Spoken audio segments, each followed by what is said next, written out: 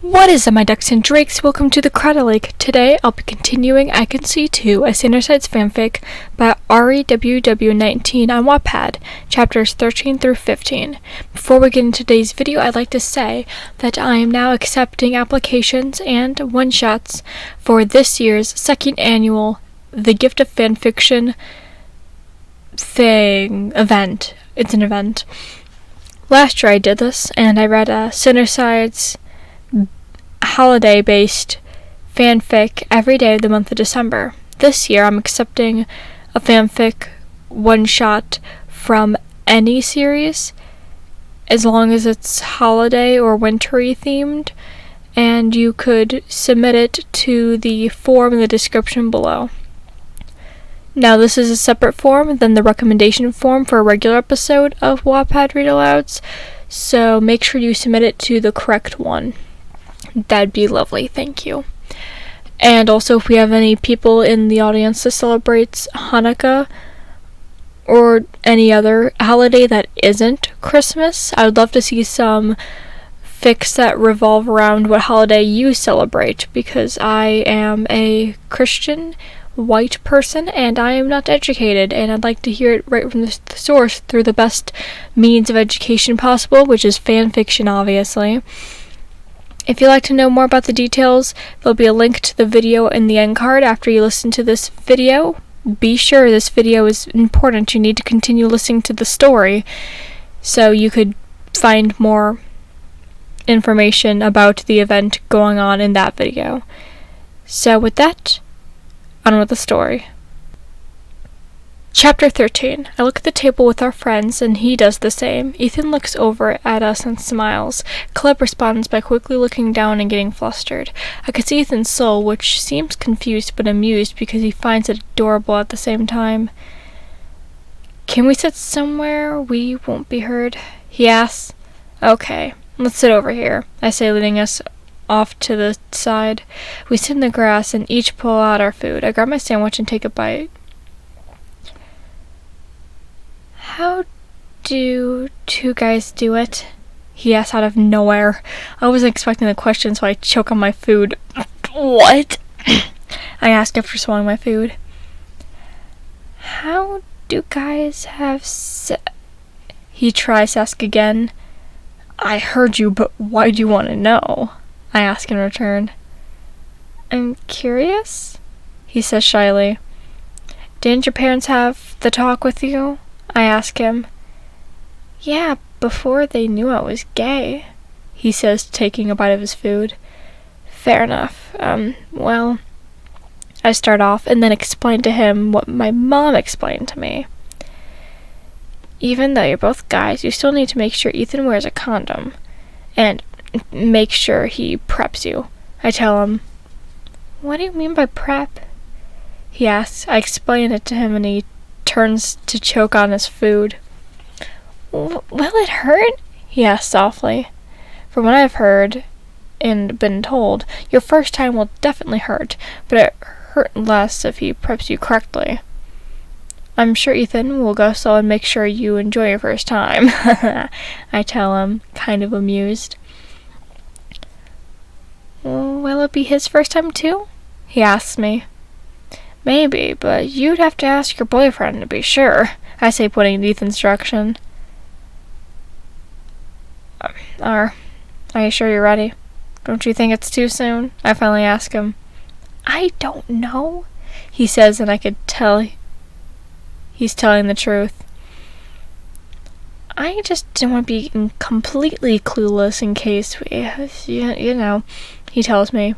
I understand. I'm going to talk to Ethan about this and make sure he knows what to do. I tell him. What if he asks why you're bringing it up? He asks shyly. I'll tell him the truth. There's nothing to be ashamed of. I tell him. Have you and Roman? He asks. No, not because we didn't want to. We just haven't been alone long enough, I say truthfully.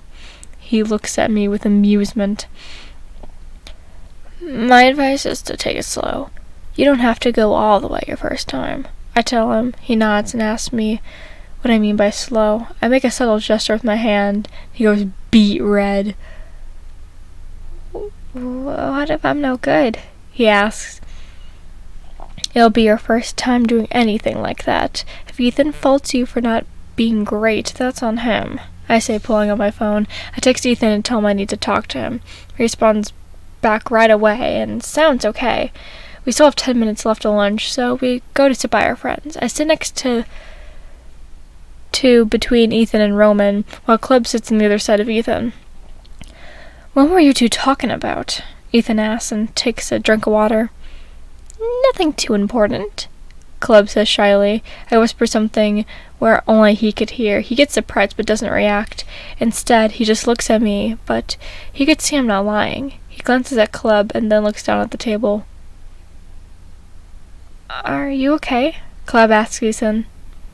I'm fine, baby, Ethan says, kissing Club's cheek. Ethan gives a look, but I gesture for him to check his phone. He pulls out his phone, and I do the same. Virgil, he asked me how two guys do it. Ethan, did you tell him? Virgil, yeah. Do you know, or do you need the talk too? Ethan, my brother gave me the talk when I came out to him. Virgil, he was just curious. I think it's best if you introduce him to that stuff slowly. Ethan, I agree. So, you two never? Virgil, we never went farther than kissing. Ethan, okay, good. We'll take things slow, though, especially since I'm a virgin, too. Virgil, you two should talk with each other about the subject. Figure out what you're comfortable doing now, if anything. Ethan, okay, I'm going to his house after school anyways. I'll bring it up then. Thanks. Virgil, sure thing. Virgil, Roman calls out. Sorry, I was distracted. I tell him. It's fine. Do you want to hang out after school? He asks. Sure. Come over for dinner? My mom's cooking and I'd rather not suffer alone. I joke. He laughs and said he'd love to. He just needs to let his parents know. After lunch, I walked with Logan to chemistry. While walking, he tells me about new facts he learned about. He mentioned something about the Earth's rotation. You know, the rotation of Earth really makes my day. I tell him with a smirk. He stops talking and gives me a look that says, Are you serious? Adam would be proud, I mutter, and he shakes his head with a small smile. He would be. Logan comments. I smile at him, and he smiles softly back. We go into class and take our seats next to each other. I'm glad we're lab partners. I'm not the best when it comes to chemistry, but I'm not the worst either. Besides, Logan is really good at explaining things I don't understand. The teacher tells us what we'll be doing in today's class, then we get started. When class is almost over, we get our assigned homework. See you after school, I tell Logan, and he nods before walking off. I head to 7th period. As I arrive, I see Brittany waiting for me. We say our hellos and head into class. Class goes by relatively quickly, and we leave. The two of us head to the front of the school. Our friends are waiting for us as we arrive. It's been 2 weeks, and today is Roman's birthday. It's also Saturday. I'm currently walking around the mall with Ethan. We're picking up Roman's birthday gift. I bought it online 2 days ago, but I didn't get in until today. After I pick it up, we leave the mall and drive to Roman's house. Well, what if he doesn't like it? I question my friend for the 3rd time. He'd love anything you got him, and I told you he's been wanting that thing for forever. Ethan tells me. I guess, I say, looking at it again. Ethan stops at a stop sign and turns to look at me. What are you actually afraid of? This or that other thing you said you wanted to do? He asks me. I'm just worried he won't want his first time to be with me. I tell him truthfully. Haven't you two already done stuff together? He asks as it starts driving again. Well, yeah, I say as I think back. Okay then, nothing to worry about, he tells me. I look up and sigh. I suppose he's right. So are you doing it at your house, or? He asks. Yeah, I have already got everything prepared. I tell him. He nods. I need a car. Maybe I'll talk to my dad about it. He's offered to buy me a car before. I add randomly as I look out the window. Do it. If your parents offer to buy a car, take it. Even if it isn't your dream car, it's better than nothing. He tells me. Right, so how are things with your parents? I ask him. My mom is still sure I'm going to rot in hell, but my dad is trying to accept me. He told me he doesn't think it's right, but he still loves me. He even wants to meet Club. He explains to me. His hands tighten around the steering wheel. That's good, right? I ask. Yeah, I guess. I'm just worried about if he decides he doesn't like Club. It won't change anything between Club and I, but I guess I just want my dad to love me. Club's amazing, and I want my dad to like him. He responds. I'm sure he will. Club can be shy around new people, but he has this thing that makes it hard not to like him. I tell him. He chuckles. We continue to talk our way to Roman's house. It takes about 30 minutes to reach it. We pull up to the park in the front. I grab the bag and head inside with Ethan, who also grabbed his gift. We get inside to find all our friends and Roman's parents. Carter's there, too. Ethan and I put our gifts on the kitchen table with the rest of them. Then we walk over to everyone. Hey, baby, Roman says when he sees me. He kisses my cheek. Hey, happy birthday, I say, giving him a hug. Thank you, he says when we pull apart. He leads me to the game room with others. We all play games for about an hour before Roman leads everyone to the living room for a Disney movie marathon. While watching movies, we eat food. After 2 movies, Roman's mom announces that it's time for cake and ice cream. After the cake is cut and the ice cream is served, we wait for Roman to finish his. When he's done, he opens all his gifts. It's finally 7 p.m. Everyone starts to head home. We'll see you guys tomorrow, Ethan says, then he leaves with Club. Let's get back to mine. I still have one more gift for you, I say in Roman's ear. What's that? You didn't have to give me anything, you know, he says. I know. I wanted to. Besides, this won't be fun for both of us. Trust me. I tell him and kiss him. As I pull away, I bite his lip and pull on it. I see his soul turn dark pink. We leave the house and head outside. Then we start the 10-minute walk to my house. While walking, we talk about different things. I could see his soul is happy. That makes me happy. We reach my house, and I use Soul Search to make sure my mom isn't home. She isn't. I pull Roman into my room and to my full-sized bed.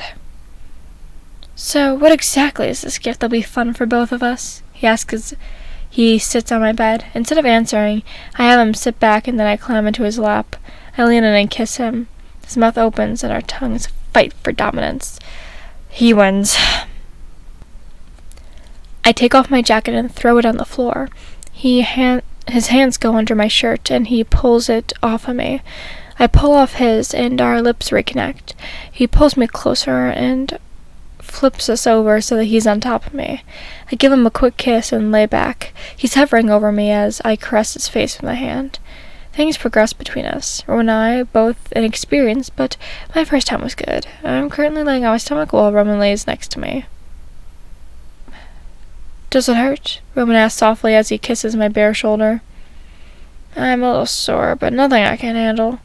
I'm glad it's Saturday and we don't have school tomorrow, I say with a smile. Good. I was afraid I was hurting you, he says. Not at all, I assure him. I need to shower, I say, standing up. He nods and I climb out of bed. I throw on my boxers and gather some fresh clothes. Before leaving, I turn to Roman, who's still laying in the bed. I love you so much, and I want to spend the rest of my life with you, I say softly, and I lean down to kiss him. I love you too, he says and kisses me again. Shower with me? I ask. He nods with a smile.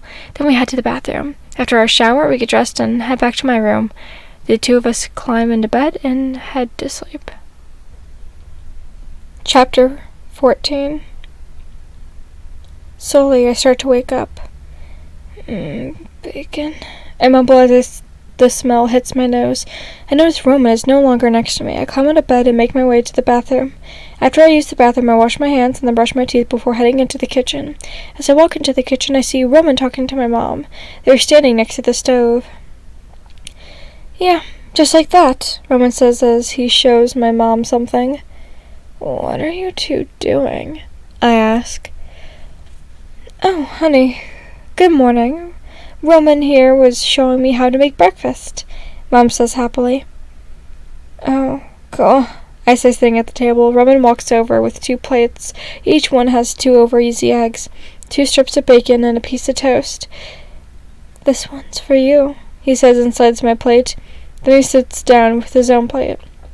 After breakfast, the 2 of us go into the living room. Roman turns on the TV while I lay on the couch.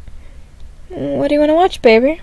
He asks, and I sit up enough for him to sit down, and I lay my head on his lap.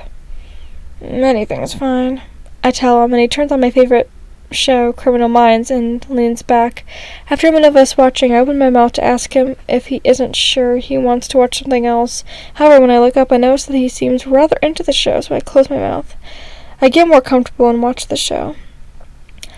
Are you for real? He asks when the episode finishes. I smile softly with amusement at his reaction to the cliffhanger. We watch TV for a few hours. Soon my mom comes out of her room. I'm going to work. Bye, honey. Bye, Roman, Mom says, walking out the front door. Finally, Roman stands up. I'm just getting some water, he says. Okay, I say and sit back down. After a couple of minutes, he comes back with a glass of water. He sits down and I reposition myself so I'm sitting on his lap. I reach over for the remote and press pause on the TV. Want to do something else? He asks, and I smile and lean in close. Yes, I say and kiss him. He kisses me back, and slowly his soul turns dark pink. That isn't only thing telling me he's in the mood either. My soul is also dark pink. His hands go under my shirt, and he pulls me closer by the waist. My hands tingle in his hair. I gasp when he moves his hands. He takes the chance to slip his tongue into my mouth. Just as things are getting good, my doorbell rings. You've got to be fucking kidding me, I say as I pull away. We both stand up and Roman goes back to the bedroom. This better be freaking important, I say as I open the door. As soon as the door opens, I see Club crying into Ethan's shoulder. Sorry about coming over without letting you know, Ethan says with a pained look. Don't even worry about it. What happened? I ask as I pull them both aside. We all go into the living room, and the 2 sit on the couch. Club is sitting with his head down, and Ethan looks scared to touch him. I stay standing up. Roman comes out of the bathroom and comes to stand next to me. Ethan goes on to explain how Club came over to his house today to meet his dad. Things were apparently going well until Ethan's mom came home early. She started yelling at Ethan and Club about how they were disgusting people who were going to burn in hell. She said a lot of other hurtful things, too. Club, not being used to yelling, started crying softly. Ethan told off his mom, and his dad backed him up, saying that Ethan was their son. Then his parents started fighting. Ethan took Club and left. Club wasn't calming down, so he brought him over here to be around friends. I'm sorry, Club says as he wipes his tears. I'm being a burden, he adds. Not at all, baby. What she said hurt you. You have no reason to be sorry. If anyone should apologize, it should be me for putting you in that situation. I just really didn't think she'd be home early. Otherwise, I would have brought you over some other day. Or I would have just taken the 3 of us out. Fuck. I'm so sorry, Club, Ethan tells him. Maybe you shouldn't be with me. I'm really not worth all this trouble, he adds as soon as he starts to tear up. Club looks up at Ethan quickly. What? Club says, barely audible. This isn't your fault, E, I say softly. He looks at me with tears in his eyes that refuse to fall. Then he looks down. Virg is right. This isn't your fault. You don't want to break up, do you? Club asks sadly as more tears fall. No, of course not. I love you. I just I don't want to drag you into my problems, Ethan says. You're not. I love you too, Caleb says.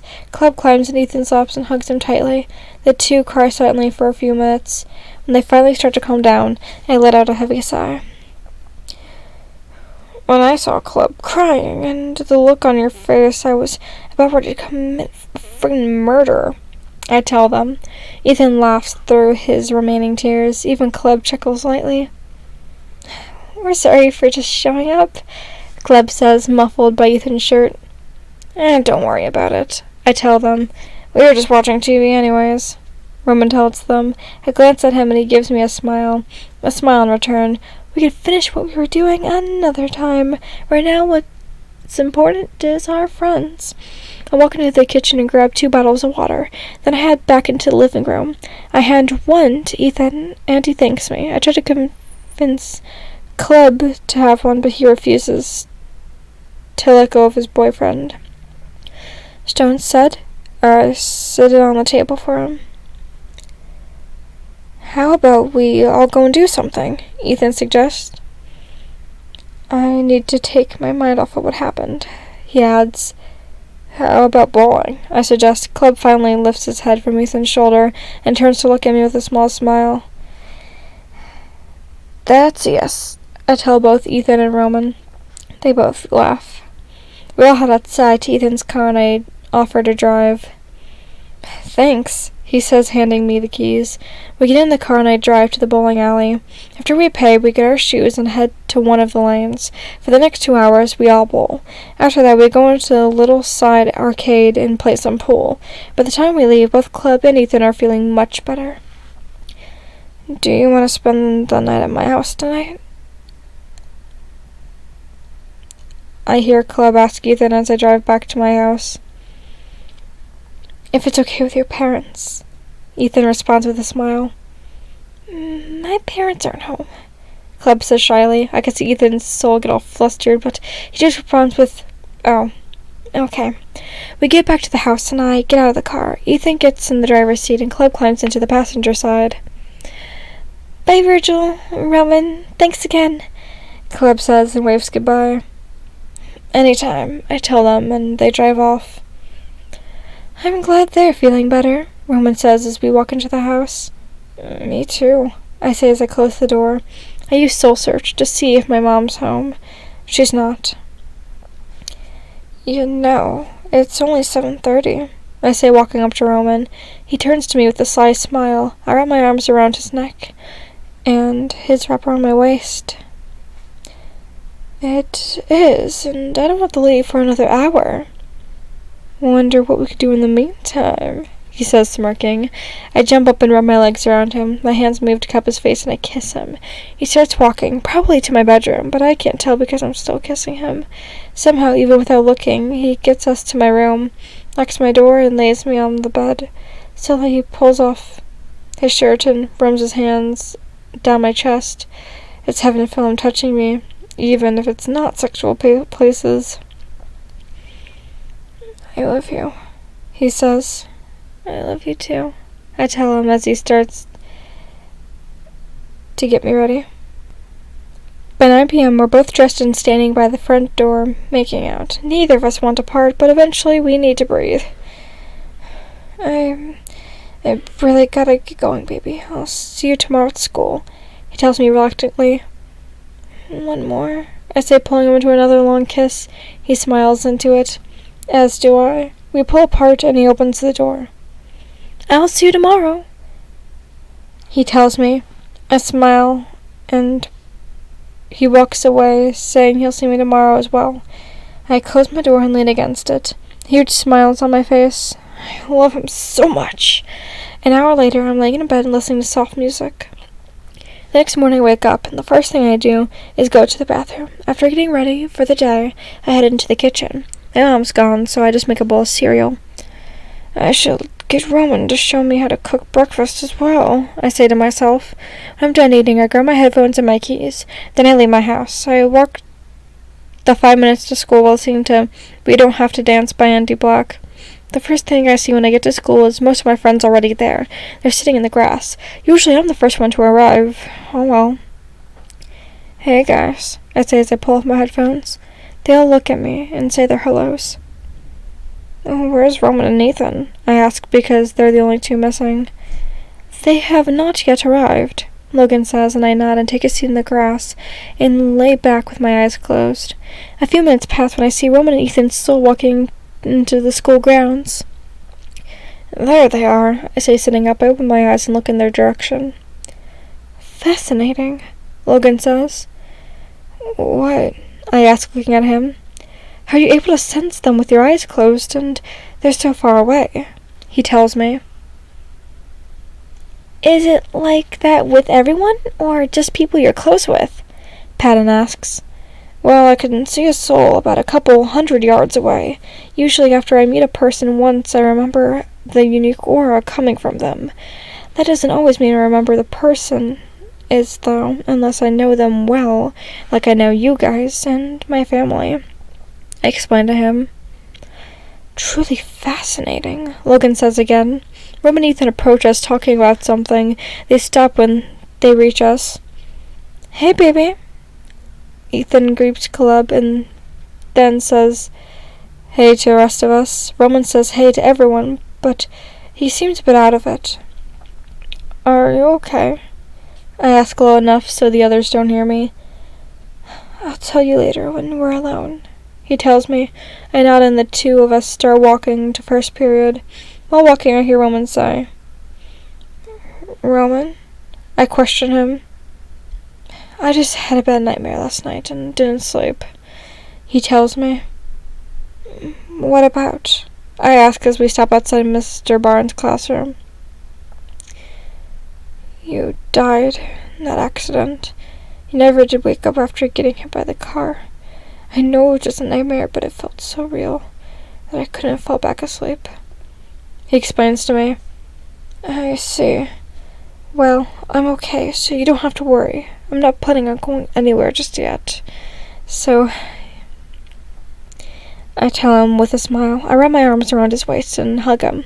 He hugs me back. I love you, I tell him. He sits it back and kisses my forehead. We pull apart from our hug and head into class. Chapter 15. Ethan's Point of View. I wake up early as always. The first thing I do is get in the shower. I gather my clothes and head into the connected bathroom. When I'm done, I get dressed and gather everything I need for school. With a deep breath, I open my door and step into the second floor hallway. I walk to the stairs and glance over the balcony. I see my dad asleep on the couch. He's been there since the fight with my mom. I finally walk downstairs. As I reach the bottom step, I hear a groan from my dad as he sits up. Morning, Dad, I say softly. He looks up at me. Morning, son, he tells me with a smile, but it's tired. I can see his soul's in turmoil. I walk over to the couch and sit next to him. Does Mom still want me to leave? I ask him. He gets a look of pain on his face. I won't let her kick you out. She'll have to leave herself before I let that happen, he tells me. I've been thinking that maybe I should leave, I say with determination. What? Where? He asks. I'm not sure, but I don't want you and Mom fighting over me, I tell him. I understand that, son, but this is about her wanting to abandon her own son over something so trivial, he tells me. It's not trivial, Dad. Mom has her beliefs, but I love Caleb. I won't force her to accept me, even though I want that more than anything, I tell him. He nods, and I can see he somewhat understands. That Caleb boy seems like a good kid. As long as he makes you happy, I'm happy, he says. I pull out my phone and check the time. I'm off to school. I'm meeting up with my friends, I say, and I stand up. Have a good day, he tells me, and I nod. I leave my house and walk over to my car. Then I climb in it and start it up. First, I turn on my music and start to drive to school. When I reach the school, I park in the student parking. Once I'm parked, I head to the front of the school where my friends are waiting for me. Hi, Caleb says, hugging me. Missed me? I ask him. He smiles and shyly nods. I missed you too, baby, I say, kissing his cheek. Morning, everyone, I tell the others, who I have ignored through my interaction with Caleb. He does remember us, Virgil jokes. How could I forget my best friends? I ask, and Virgil rolls his eyes with a smile. I don't know, If Club was butt naked, I'm sure you'd forget to breathe, let alone your best friends, Virgil whispers, just loud enough for me to hear. It's my turn to roll my eyes, but I laugh anyways. Are you coming over after school? Club asks into my chest. Of course, I tell him. He looks at me with a smile. Then he stands up on his tippy toes to kiss me. Something has to do when I stand at full height. I love that he's shorter than me. I look upright when he's about to kiss me. He whines adorably, so I lean down to kiss him. They are too cute, I hear Roman say. We're way cuter. It's Virgil's response. Club pulls away and giggles, one of the most beautiful sounds I've ever heard. Time to head to class. Come on, Club. See you in third period, Virgil says, starting to walk away. Club smiles at me and then attempts to follow after him. See you, Virg, I say, and then pull Club into another soft and short kiss. I'll see you at lunch, I tell Club. Love you, he says and walks away. My phone vibrates, so I pull it out to see who it is. It's my dad telling me that my mom wants to talk to me when I get home. I text him back and tell him I'll talk to her when I get back, but I'm going to clubs for a couple hours to do homework. After reading his message, I head to my own first period with Patton, who has the same class. So I see things are good with you in club. I'm happy for you, Patton tells me as we walk. I go to apologize for the 4th or 5th time again about how I acted back then, but I stop myself. Because the last time I apologized, Patton gave me his turn talking to. He told me that now that he knew the whole picture, neither him or Logan were upset with me. They forgave me, and so I should forgive myself because I'm doing better. Thanks, Pat, I tell him and he smiles. No, kiddo, if you ever need to talk to me, I'm always here, he tells me with his dad voice. I nod and thank him again. We walk into class and sit in our seats. Unfortunately, we don't sit next to each other. I have to sit next to... Hi, Bailey, Rachel says when I sit next to her. Rachel is a bitch. No ifs, ands, or buts about it. She is a bitch. That and I can see she's not a good person at all. The thing is, a couple months before I met Virgil, I went to a party. At this party, I ended up making out with her because, I'll be honest, she's really pretty. At the time, I was trying to impress my friends by hooking up with the hottest girl in school. We, of course, never went any further than kissing, but she's been trying to get in my pants ever since. It's only gotten worse once I've gotten around to dating Club. Don't call me that, I tell her as I pull out my textbook and notebook. Come on, baby. We both know how much you wanted me at that party, she tells me, and she rubs my arm. I roll my eyes but try to ignore her. I open my textbook and start going to the page written on the board. You don't really like that little freak, do you? She asks me in her snobby tone. I sharply look up at her and glare with all my might. She flinches and removes her hand from my arm. Don't talk about him, ever. Got it? I tell her darkly. Her eyes widen for a fraction of a second, but then they narrow. Fine, she spits out. I want to say so many things to her, and none of them kind, but I refrain from doing so. School goes quickly, and before I know it, it's time to go home. As I'm leaving my last class of the day, I pick up Club Soul. It's scared and sad, but also angry. I start walking in the direction of it and bump into Virgil on the way. Hey, did you see it too? Virgil asks, and I nod, continuing towards it. We continue down the hallway together and then turn the corner. The first thing I see is a crowd. We push through the crowd to find Club and Rachel in the center. You are just a disgusting person who somehow seduced my man. How did an ugly person like you ever get him to go within 10 feet of you? You should just kill yourself or stop dragging him down to your level, Rachel spits out to Club. I'm just about to step in, but I see Club's anger flare up. At least I'm not a thirsty bitch who can't take no for an answer. Ethan's bisexual, which means he had a choice, and he chose me. Maybe if you weren't so focused on a man, you wouldn't you couldn't get. You find one who actually wanted you, although I doubt you could even get with a person. Although I doubt you could with a stank-ass pussy and ugly personality. Do me and yourself a favor. Fuck off and don't come at me again with your weak insults. Cleb tells her with sass. Virgil and a number of other people start cracking up at Cleb's words. Hey, baby, I say to Cleb. He turns around to look at me. When he sees me, he walks over and pulls me down into a deep kiss. I instantly wrap my arms around his waist and kiss him back. When we pull apart, I look at Rachel. You heard my man, I tell her. She scoffs and storms off. The car disappears. I feel Cleb slightly shaking against me. That was awesome. I've taught you well in the art of insults, Virgil says, patting my back. Cleb smiles at him, but lets out a shaky breath. I was terrified, but she made me so angry that it all just came out. I guess listening to you when you play games paid off, he says. I'm with Virgil. That was awesome, baby, I tell him. He stops shaking and just laughs lightly. I feel kind of good. Is that wrong? He asks with an unsure smile. No, you're a badass because she deserved it, Virgil tells him. I nod in agreement and Cleb smiles brighter. I grab his hand and intertwine our fingers as we walk out of the school. We meet up with our friends and talk for a few minutes.